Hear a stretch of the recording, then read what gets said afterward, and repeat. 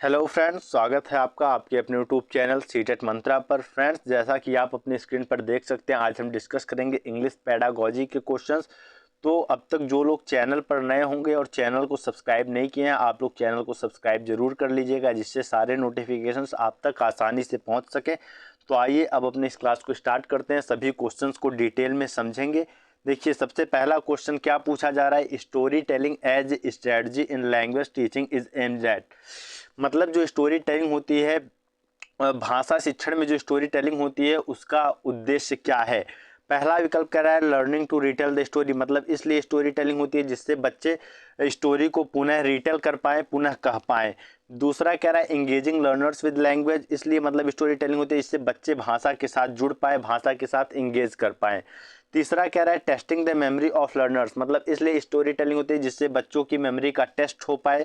चौथा कह रहा है लर्निंग द मोरल्स, इसलिए स्टोरी टेलिंग होती है जिससे बच्चे जो कहानी में नैतिक मूल्य हैं उनको सीख पाए, उनको लर्न कर पाए। तो देखिए friends, learning to retell the story, देखिए इसलिए स्टोरी टेलिंग नहीं होता है क्योंकि हमारा उद्देश्य कभी भी कहानी शिक्षण के द्वारा ये नहीं होता है कि बच्चा भी कहानी कहना सीख पाए, वही कहानी को दोबारा सीख पाए। ठीक है, स्टोरी के पीछे का दो तीन उद्देश्य होता है, अभी मैं बताऊंगा क्यों स्टोरी सुनाई जाती है। ठीक है, लेकिन ये उद्देश्य नहीं होता है कि बच्चा वही स्टोरी को फिर से अपने शब्दों में दोबारा सुना पाए, ये उद्देश्य नहीं होता है। Engaging learners with the language, ठीक है, अच्छी बात है। Testing the memory of learner, अब आप खुद से सोचिए, आप स्टोरी सुना करके बच्चों के किस मेमोरी का टेस्ट कर लेंगे, तो ऐसा भी कुछ नहीं है। लर्निंग द मोरल्स, ये बात भी देखिए उतना बुरा नहीं है, लेकिन जो सबसे जरूरी होता है प्राथमिक स्तर और उच्च प्राथमिक स्तर पर स्टोरी टेलिंग का, वो ये होता है कि जो बच्चे हैं, जो लर्नर हैं, वो लैंग्वेज के साथ इंगेज कर पाए, भाषा के साथ जुड़ पाए। ऐसा क्यों होता है? ऐसा इसलिए होता है क्योंकि स्टोरी जो होती है, जो आपकी कहानियाँ होती हैं, वो बहुत ज़्यादा इंटरेस्टिंग होती हैं। इंटरेस्टिंग होती हैं तो बच्चे उन्हें पढ़ना पसंद करते हैं। ठीक है, तो इंटरेस्ट की वजह से वो पढ़ते हैं, तो पढ़ने से वो भाषा से जुड़ पाते हैं, भाषा से इंगेज कर पाते हैं। ठीक है, तो इसका जो एम होता है वो यही होता है कि इंगेजिंग लर्नर्स विद लैंग्वेज, यहाँ पर बी विकल्प जो है ये आपका सही है। ठीक है, अब देखिए इसके बाद से अगर आपका कोई दूसरा, अगर कह सकते हैं ऑप्शन सही है, तो दूसरे नंबर पर डी वाला सही है। ठीक है, लर्निंग द मोरल्स ये भी बुरा नहीं है, लेकिन यहाँ पर जो सबसे बेस्ट है वो बी है। ठीक है, तो ए भी होता है, ए भी होता है, और क्या होता है, इमेजिनेशन को डेवलप करने के लिए। ठीक है, टू डेवलप द इमेजिनेशन, मतलब बच्चों के कल्पना शक्ति का विकास करने के लिए भी स्टोरी टेलिंग किया जाता है। तो ये तीनों बातें होती हैं, लेकिन यहाँ पर जो विकल्प हैं उसमें से सबसे अच्छा है इंगेजिंग लर्नर्स विद लैंग्वेज। ठीक है, क्योंकि जब बच्चा लैंग्वेज के साथ इंगेज कर पाएगा तभी वो मोरल्स को समझेगा। ठीक है, और जब तक लैंग्वेज के साथ इंगेज नहीं करेगा तब तक मोरल्स को नहीं समझ पाएगा। ठीक है, तो इसलिए जो सबसे इंपॉर्टेंट है वो engaging learners with language, B विकल्प यहाँ पर आपका सही है। ठीक है, अगला क्वेश्चन समझिए, in order to have in order to have language proficiency which one is not essentially required. मतलब फ्रेंड, जो लैंग्वेज प्रोफिशिएंसी को प्राप्त करने के लिए, ठीक है, कौन सा रिक्वायर्ड नहीं है, कौन सा उतना इम्पॉर्टेंट नहीं है, आपसे ये पूछा जा रहा है। पहला कह रहा है इफिशियंसी, दूसरा कह रहा है अप्रोप्रिएसी, तीसरा कह रहा है फ्लुएंसी, चौथा कह रहा है एक्यूरेसी। तो देखिए फ्रेंड्स, लैंग्वेज प्रोफिशिएंसी, मतलब लैंग्वेज प्रोफिशिएंसी से क्या मतलब है कि लैंग्वेज जो भाषा है उस पर कुशलता प्राप्त करने के लिए कौन सा अधिक आवश्यक नहीं है या कौन सा आवश्यक नहीं है। ठीक है, किसकी आवश्यकता कम है, आपसे पूछा जा रहा है। तो देखिए, लैंग्वेज की कुशलता में अप्रोप्रिएसी तो होनी ही चाहिए, क्योंकि जो भी लैंग्वेज हम सीखते हैं या कोई बच्चा सीखता है वो अप्रोप्रिएट होना चाहिए, तो अप्रोप्रिएसी होनी ही चाहिए। अब देखिए, लैंग्वेज है तो उसमें फ्लुएंसी होनी ही चाहिए, वो भी इंग्लिश लैंग्वेज में, तो फ्लुएंसी एकदम मस्ट है, वो तो होनी चाहिए। और एक्यूरेसी भी आपका होना चाहिए, क्योंकि जो भी लैंग्वेज है बोला जा रहा है या लिखा जा रहा है उसमें एक्यूरेसी भी होनी चाहिए। अब देखिए, इसमें क्या ज़्यादा इंपॉर्टेंट नहीं है, क्या ज़्यादा रिक्वायर्ड नहीं है, तो वह है फ्रेंड्स इफिशियंसी। ठीक है, इफिशियंसी का मतलब होता है निपुणता। ठीक है, तो ये उतना इंपॉर्टेंट नहीं होता, ये सबसे कम इंपॉर्टेंट है। ठीक है, क्योंकि भाषा पे निपुणता तो कभी भी प्राप्त किया ही नहीं जा सकता है। ठीक है, कोई कहे कि मैं भाषा पे निपुणता प्राप्त कर लिया हूं तो ये बात एकदम से गलत होगी। कोई कहे कि मैं इफिशियंट हूं किसी लैंग्वेज में तो वो एकदम से गलत होगा। क्योंकि किसी भी लैंग्वेज को हम 100% नहीं सीख सकते हैं। ठीक है, उसमें कुछ ना कुछ जरूर ऐसा होगा जो हमसे छूटा हुआ होगा, जिसको हम अब तक नहीं जानते। ठीक है, तो इफिशियंसी जो है उतना ज़्यादा रिक्वायर्ड नहीं है, तो ए विकल्प यहाँ पर हमारा सही है। ठीक है, अब हम चलते हैं अपने अगले क्वेश्चन पर। अगला क्वेश्चन देखिए आपसे क्या पूछा जा रहा है, maximum participation of students during teaching in a language classroom is possible through. मतलब फ्रेंड्स जो स्टूडेंट्स हैं, जो छात्र हैं, उनका अधिकतम अधिकतम पार्टिसिपेशन, अधिकतम कह सकते हैं कि सहभागिता भाषा शिक्षण के क्लास में कैसे पॉसिबल है, कैसे मतलब संभावित है। ठीक है, मतलब maximum participation of students during teaching in a language classroom is possible through, मतलब वही हुआ आपका कि अधिक से अधिक बच्चों का पार्टिसिपेशन भाषा के कक्षा में किस तरीके से पॉसिबल है।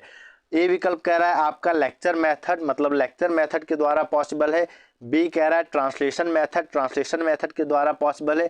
सी कह रहा है इंडक्टिव मेथड के द्वारा पॉसिबल है। और चौथा कह रहा है डिस्कशन एंड डिमॉन्स्ट्रेशन मेथड, मतलब डिस्कशन और डिमॉन्स्ट्रेशन मेथड के द्वारा आपका पॉसिबल है। ठीक है, तो देखिए फ्रेंड्स लेक्चर मेथड, तो लेक्चर मेथड में क्या होता है, लेक्चर मेथड में तो आपका एक्टिव कौन होगा, वो एक्टिव होगा टीचर। ठीक है, कौन एक्टिव होगा, टीचर। ठीक है, और जब टीचर एक्टिव होगा तो यहाँ पर बच्चे अधिकतम भागीदारी कैसे ले पाएंगे। यहाँ पर ज़्यादा एक्टिव कौन होता है, ज़्यादा एक्टिव होता है teacher.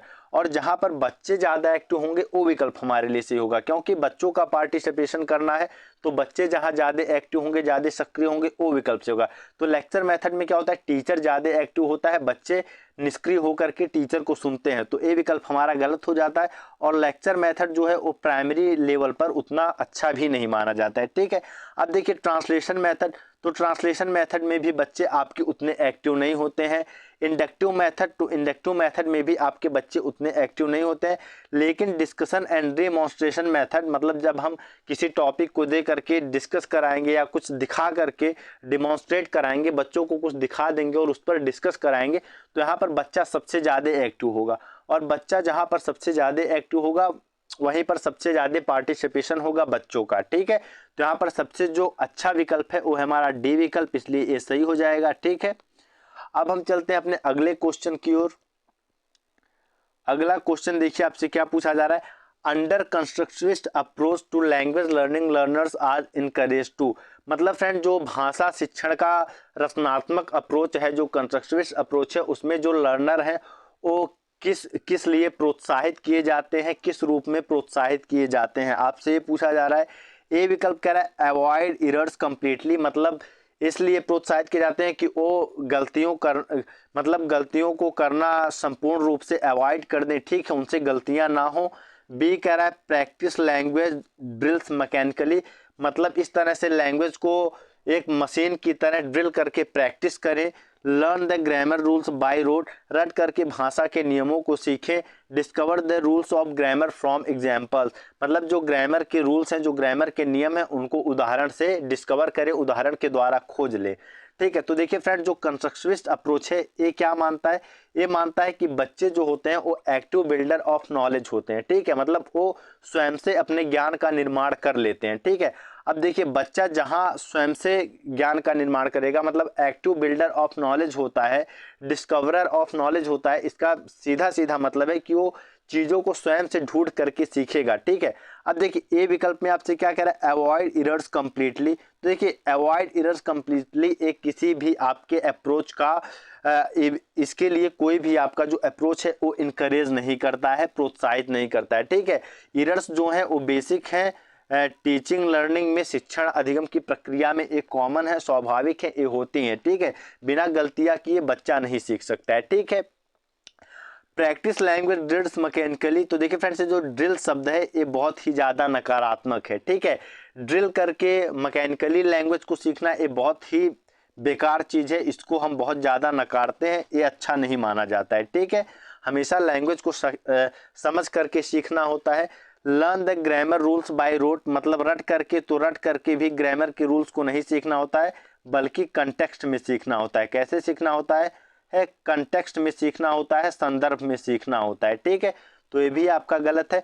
Discover the rules of grammar from examples, मतलब एग्जाम्पल से रूल को बच्चे खोजे, तो ये विकल्प आपका सही है, क्योंकि यहाँ पर बच्चा सक्रिय और स्वयं से ढूंढ रहा है। ठीक, और यही कंस्ट्रक्टिविज्म भी मानता है कि जो बच्चे होते हैं वो एक्टिव बिल्डर ऑफ नॉलेज होते हैं और नॉलेज की डिस्कवरी वो स्वयं से करते हैं। ठीक है, तो डी विकल्प यहाँ पर आपका सही हो जाता है।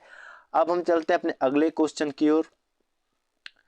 अगला क्वेश्चन आपसे देखिए क्या पूछा जा रहा है, which one of the following is not true of language learning. मतलब लैंग्वेज लर्निंग के बारे में कौन सा एक सही नहीं है, आपसे ये पूछा जा रहा है। 3 ऐसे होंगे जो सही होंगे, एक ऐसा होगा जो सही नहीं होगा, ठीक है। अब देखिए ए विकल्प कह रहा है grammatical rules are important for language learning. मतलब जो ग्रामेटिकल रूल्स है, जो व्याकरण के नियम है, वो भाषा सीखने के लिए इंपॉर्टेंट होते हैं।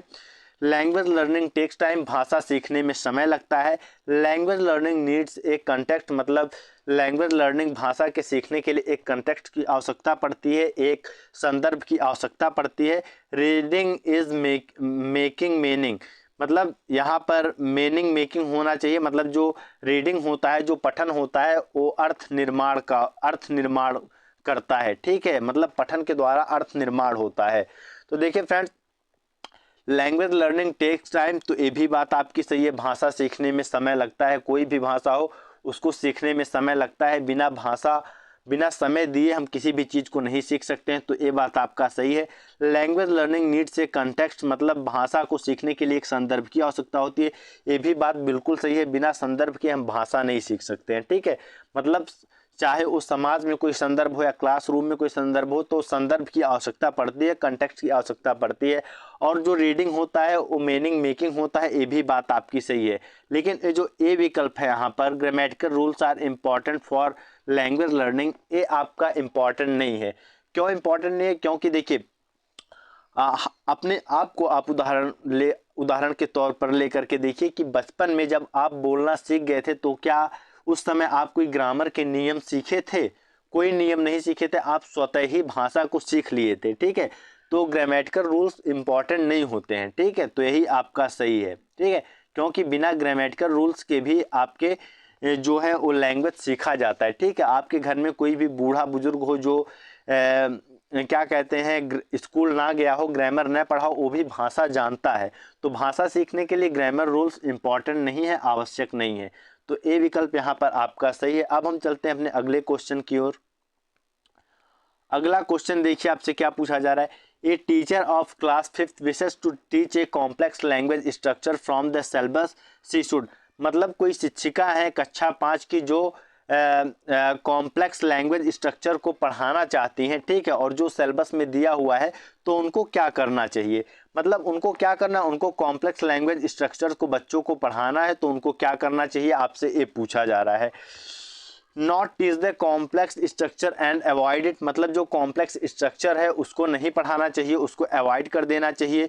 तो देखिए प्रश्न में आपसे पूछा जा रहा है कि उनको पढ़ाना है कॉम्प्लेक्स लैंग्वेज स्ट्रक्चर, तो उनको क्या करना चाहिए। तो यहाँ विकल्प में क्या कह रहा है कि उनको पढ़ाना ही नहीं चाहिए और इसको अवॉइड कर देना चाहिए। तो ये क्या बात हुई? ये बात आपकी गलत हो गई, ठीक है। एक तरफ कह रहे हो पढ़ाना है और दूसरी तरफ पढ़ाने से मना कर रहे हो, तो ये बात आपका गलत हो गया। बी कह रहा है focus on listening speaking practice instead of teaching grammar, मतलब लिसनिंग स्पीकिंग के प्रैक्टिस पर जोर देना चाहिए और ग्रामर सिखाने की बजाय जो है वो लिसनिंग स्पीकिंग प्रैक्टिस पर जोर देना चाहिए। तो देखिए फ्रेंड्स, मैं हमेशा से बताया हूँ कि जब भी भाषा के कौशलों की बात हो, लैंग्वेज स्पीकिंग की बात हो, तो लैंग्वेज स्किल्स की बात हो, तो वहाँ पर लिसनिंग स्पीकिंग को केवल नहीं देखना है, यल यस आर डब्ल्यू इन चारों को देखना है, ठीक है। और यहाँ पर आपका क्या किया जा रहा है, यहाँ पर आपका केवल लिसनिंग और स्पीकिंग पर जोर दिया जा रहा है और आपका रीडिंग और राइटिंग को नकारा जा रहा है। तो ये इस वजह से भी नहीं सही होगा, ठीक है। आपका सी कह रहा है use A grammar game with A focus on this complex structure, मतलब ग्रामर गेम के यूज के द्वारा, ठीक है, उस कॉम्प्लेक्स स्ट्रक्चर को सिखाना चाहिए, ठीक है। आपका डी कह रहा है ask student to memorise the rules, मतलब बच्चों से कह दीजिए कि जो नियम है उनको रट लें। तो नियम को रटना नहीं होता है बल्कि समझना होता है, ठीक है। तो ये भी विकल्प आपका गलत है। अब यहाँ पर बचता है सी विकल्प use A grammar with A focus on this complex structure, मतलब ग्रामर गेम के द्वारा उस कॉम्प्लेक्स स्ट्रक्चर को समझाइए, ठीक है। तो यहाँ पर ये जो सी विकल्प है ये सही हो जाता है कि ग्रामर गेम की सहायता से उस कॉम्प्लेक्स स्ट्रक्चर को आप एक्सप्लेन करिए, बच्चों को समझाइए, ठीक। अब हम चलते हैं अपने अगले क्वेश्चन पर। अगला क्वेश्चन देखिए आपसे क्या पूछा जा रहा है, travelogue is a genre of, मतलब ट्रेवलॉग किसका जेनरा है, किससे बिलोंग करता है, ठीक है। ए कह रहा है क्रिटिसिज्म, बी कह रहा है आपका बिब्लियोग्राफी, आपका सी कह रहा है लिटरेचर और डी कह रहा है पोएट्री। तो देखिए फ्रेंड्स, ट्रेवलॉग होता क्या है, ठीक है। ट्रेवलॉग होता है कि जो किसी राइटर के द्वारा, ठीक है, अगर वो कहीं पर यात्रा करता है और उस यात्रा के दौरान की जो उसकी एक्सपीरियंसेस होती हैं उनको वो जब लिख देता है तो उसी को ट्रेवलॉग कहा जाता है, ठीक है। और ट्रेवलॉग देखिए, ट्रेवलॉग आपका किसका जेनरा होता है, ये जेनरा होता है लिटरेचर का जेनरा होता है, साहित्य का जेनरा होता है, ठीक है। देखिए क्रिटिसिज्म क्या होता है, क्रिटिसिज्म का मतलब होता है आलोचना, ठीक है, आलोचना मतलब अगर किसी लेखक ने कोई ट्रेवलॉग लिखा है, ठीक है, और ट्रेवलॉग लिखा है या कोई नॉवेल लिखा है, फिर उस पर कोई अन्य लेखक उसकी आलोचना करता है, ठीक है, उसमें कमियां निकालता है, उसको क्रिटिसाइज करता है, तो उसको हम कहते हैं क्रिटिसिज्म। पोएट्री आप सभी जानते होंगे, ठीक है। तो एक किसका भाग है, ट्रेवलॉग किसका भाग है, किससे बिलोंग करता है, ये बिलोंग करता है लिटरेचर से, ठीक है। अब हम चलते हैं अपने अगले क्वेश्चन पर। अगला क्वेश्चन आपसे देखिए क्या पूछा जा रहा है, poetry teaching is generally meant for, मतलब पोएट्री टीचिंग का उद्देश्य क्या होता है, एक किस लिए सिखाया जाता है, इसका मतलब क्या होता है। लर्निंग ग्रामर, मतलब इसलिए सिखाया जाता है, ग्रामर को सिखाने के लिए पोएट्री टीचिंग की जाती है, पोएट्री का शिक्षण होता है। लर्निंग पंचुएशन, मतलब पंचुएशन को सिखाने के लिए पोएट्री टीचिंग की जाती है। एंजॉयमेंट एंड एप्रिसिएशन, एंजॉयमेंट और एप्रिसिएशन के लिए पोएट्री टीचिंग की जाती है। लैंग्वेज लर्निंग, भाषा को सीखने के लिए पोएट्री टीचिंग की जाती है। तो देखिए फ्रेंड्स, लर्निंग ग्रामर, ठीक है, लर्निंग ग्रामर, तो देखिए पोएट्री और ग्रामर का कोई संबंध ही नहीं होता है, ठीक है। मतलब आप देखेंगे जो ग्रामर होता है, ग्रामर के नियमों को पोएट्री में नकार दिया जाता है, ठीक है। तो अगर ग्रामर के नियमों को पोएट्री में नकारा जाता है तो उसके माध्यम से हम ग्रामर को कैसे सीख सकते हैं। पोएट्री और ग्रामर का कोई खास संबंध ही नहीं होता है, ठीक है।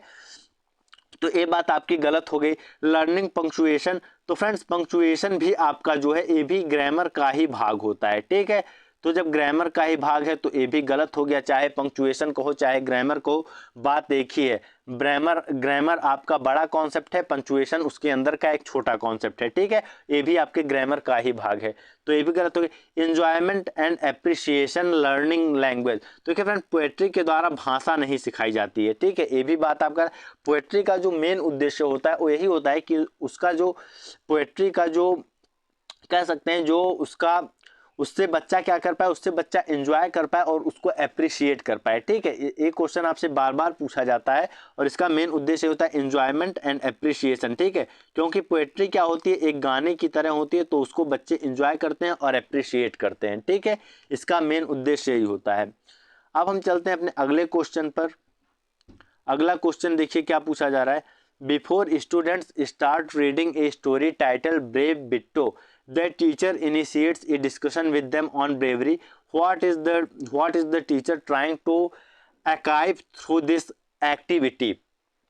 देखिए friend, before students start reading a story title, मतलब बच्चे कोई स्टोरी है जिसका नाम है ब्रेव बिट्टो, ठीक है, ब्रेव बिट्टो, उसको क्या करते हैं, पढ़ने से बच्चे जो है ब्रेव बिट्टो स्टोरी पढ़ना शुरू करने से पहले टीचर क्या कर देते हैं, एक डिस्कशन स्टार्ट कर देते हैं, ठीक है, एक डिस्कशन स्टार्ट कर देते हैं, वो भी किस पर, ब्रेवरी पर, ठीक है। ब्रेवरी मतलब आपका कह सकते हैं कि बहादुरी पर, ठीक है, क्योंकि ब्रेव बिट्टो आपका लेसन है तो ये लेसन आपके बहादुरी से संबंधित है। तो वो क्या करते हैं, इस स्टोरी को शुरू करने से पहले एक डिस्कशन क्लास में स्टार्ट करवाते हैं ब्रेवरी पर, बहादुरी पर। तो आपसे पूछा जा रहा है कि what is the teacher trying to achieve through this activity, ठीक है, मतलब जो टीचर है वो क्या अकाइव करना चाहते हैं, क्या हासिल करना चाहते हैं इस एक्टिविटी के द्वारा। तो देखिए फ्रेंड्स, सबसे पहले तो वो क्या अकाइव करना चाहते हैं, क्या क्या हासिल करना चाहते हैं, हमको ये बताना है, ठीक है। तो देखिए activate the previous knowledge of the students, मतलब बच्चों का जो पूर्व ज्ञान है उसको सक्रिय करना चाहते हैं। Activate the intellectual stance of students, मतलब जो बच्चों का इंटेलेक्चुअल स्टेंस है, मतलब इंटेंस का मतलब होता है फ्रेंड्स जो बच्चों की मुद्रा होती है, जो आसन होता है, जो बच्चों का इंटेलेक्चुअल आसन है, मुद्रा है, उसको एक्टिवेट करना चाहते हैं। एक्टिवेट इंथुजियाज्म इन स्टूडेंट्स, मतलब जो बच्चों के अंदर उत्साह को एक्टिवेट करना चाहते हैं। एक्टिवेट डिफरेंट इंटेंस इन स्टूडेंट्स, मतलब बच्चों में डिफरेंट इंटेंस, डिफरेंट मुद्राओं को एक्टिवेट करना चाहते हैं। तो देखिए फ्रेंड, जो इसका मेन उद्देश्य है, ठीक है, मतलब जो इसका क्वेश्चन आपसे पूछा है, what is the teacher trying to achieve, ठीक है। देखिए फ्रेंड, सबसे पहले तो आप लोग ये समझिए, बहुत से लोग इस वर्ड को अचीव पढ़ते हैं, ठीक है, तो ये अचीव नहीं होता है, अचीव इसका गलत प्रोनाउंसिएशन है, ये अकाइव होता है। क्या होता है? अकाइव होता है। तो what is the teacher trying to achieve through this activity. तो देखिए, जब भी किसी लेसन को पढ़ाने से पहले उससे संबंधित जो भी उसमें बातें हैं, उससे संबंधित बातों पर जब पहले चर्चा कराया जाता है, तो इसका मेन उद्देश्य ये होता है कि बच्चों का प्रीवियस नॉलेज एक्टिवेट कर पाए हम, ठीक है, मतलब बच्चा पहले से ब्रेवरी के बारे में कितना जानता है, उसकी समझ कितनी है, और जो पहले से जानता है वो एक्टिव हो पाए, ठीक है। तो यहाँ पर जो ए विकल्प है, ए आपका सही है, ठीक है। Intellectual sense, enthusiasm, different instance, ये सब बातें बेकार है। यहाँ पर जो मेन उद्देश्य होता है वो यही होता है कि जो बच्चा है उसका प्रीवियस नॉलेज एक्टिव हो पाए, ठीक है, क्योंकि प्रीवियस नॉलेज जब एक्टिव हो जाएगा तब वो पाठ को आसानी से समझ पाएगा, ठीक है। तो activate the previous knowledge of students, ठीक। 10वां क्वेश्चन देखिए क्या है। While checking the notebooks, the teacher observed that a child has repeatedly made some errors in writing, such as reverse image as B को D, M को W. The child is showing the sign of. मतलब friends क्या है, while checking the notebooks, the teacher observed that a child, मतलब notebook को, किसी बच्चे के नोटबुक को चेक करते समय एक शिक्षक ऑब्जर्व करते हैं, पाते हैं कि कोई बच्चा है जो बार बार कुछ गलतियां किया है, ठीक, और वो गलतियां कैसे हैं, रिवर्स इमेजेस है, मतलब जो अक्षर हैं उनको वो रिवर्स कर दिया, उल्टा करके लिखा है, ठीक है, जैसे बी को डी लिख दिया है, एम को डब्ल्यू लिख दिया है। तो ये जो साइन है ये क्या दर्शा रहा है, क्या शो कर रहा है, ठीक है। अब देखिए, ए विकल्प कह रहा है लर्निंग डिसेबिलिटी, बी कह रहा है लर्निंग प्रेफरेंस, सी कह रहा है लर्निंग डिफरेंसेस, डी कह रहा है लर्निंग स्टाइल। तो देखिए फ्रेंड्स, ये जो बी को डी लिखना है, एम को डब्ल्यू लिखना है, सा को वाज लिखना है, ठीक है, ये सब क्या है, ये सब लर्निंग डिसेबिलिटी होती है। लर्निंग डिसेबिलिटी, वो भी कौन सी डिसेबिलिटी, ये होती है फ्रेंड्स डिसलेक्सिया, ठीक है। क्या होती है? डिसलेक्सिया। इसका नाम क्या है? डिसलेक्सिया। ये क्या होता है? ये बच्चों के न्यूरॉन से संबंधित बीमारी है। जब बच्चों के माइंड में वायरिंग से संबंधित प्रॉब्लम आती है तो उसके परिणाम स्वरूप ये बीमारी उत्पन्न होती है, और इसमें बच्चा क्या करता है, लिखने और पढ़ने दोनों संबंधी गलतियां करता है, ठीक है। आपसे सीधा सीधा पूछा जाता है कि ये कैसी बीमारी है, तो कई बार लोग समझते हैं कि ये केवल रीडिंग से संबंधित है, लेकिन ये रीडिंग से संबंधित, ये राइटिंग से भी संबंधित है, क्योंकि जब बच्चा गलत पढ़ेगा तो गलत लिखेगा, ठीक है। तो ये क्या है? ये है लर्निंग डिसेबिलिटी। लर्निंग प्रेफरेंसेस, ये आपकी अलग चीजें होती हैं। लर्निंग प्रेफरेंसेस का मतलब होता है कि जैसे किसी को पोएट्री पढ़ना पसंद है, किसी को कह सकते हैं आप पोएम पढ़ना पसंद है, किसी को ट्रेवलॉग पढ़ना पसंद है, तो इसको हम कहते हैं लर्निंग प्रेफरेंसेस। लर्निंग डिफरेंसेस का फ्रेंड्स मतलब होता है कि जो सबके सीखने में अलग अलग तरीके होते हैं उनको हम लर्निंग डिफरेंसेस कहते हैं। और लर्निंग स्टाइल भी आपका लर्निंग डिफरेंसेस से ही संबंधित होता है। जैसे कोई वीडियो देख करके सीखता है, कोई गेम खेल करके सीखता है, कोई किताब पढ़ करके सीखता है, तो इसको हम लर्निंग स्टाइल कहते हैं, ठीक है। लेकिन यहाँ पर जो इस साइन है बच्चा शो कर रहा है वो क्या है? वो है लर्निंग डिसेबिलिटी, और उस डिसेबिलिटी का नाम है डिसलेक्सिया, ठीक है। तो आई होप आपको ये क्लास अच्छे से समझ में आई होगी। अगर किसी क्वेश्चन को आप ना समझ पाए हो तो उस क्वेश्चन को दोबारा से देखिएगा, आप जरूर समझ पाएंगे, ठीक है। तो आपका ये सेशन यहाँ पर समाप्त होता है। आप इस क्लास को अगर पसंद आया हो तो लाइक करिए और अपने अन्य दोस्तों के साथ शेयर करिए जो सीटेट का प्रिपरेशन कर रहे हैं। और इस क्लास का पीडीएफ आंसर के साथ सीटेट मंत्रा के टेलीग्राम चैनल पर आपको अवेलेबल हो जाएगा, और टेलीग्राम चैनल का लिंक आपको डिस्क्रिप्शन में मिल जाएगा, ठीक है। तो फ्रेंड्स, कल फिर मिलेंगे एक नई क्लास में। तब तक के लिए आप सभी लोगों को धन्यवाद।